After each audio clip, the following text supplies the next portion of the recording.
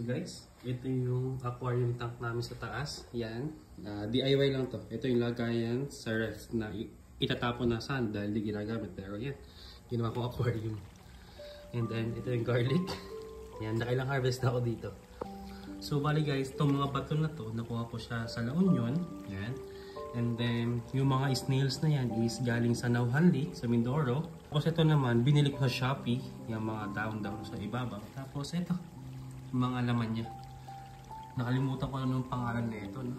Yan. Tapos beta. Ayan. Bali, ito talaga is beta tank. Oh, ganda. Ganda yan. Malabo lang talaga yun. Pero, tingnan nyo sa ibabaw. Yan. Tapos meron pa pala siyang shrimp nakasama. Hinahunting na naman ng beta. Dati 5 yung shrimp ko dyan. 2 pula, 3 dilaw. Wala na, hindi ko makita. Hindi katago kasi. Yan, kasalanan yan. Kinakain niya kasi, inaaway. Yan, beta na yun.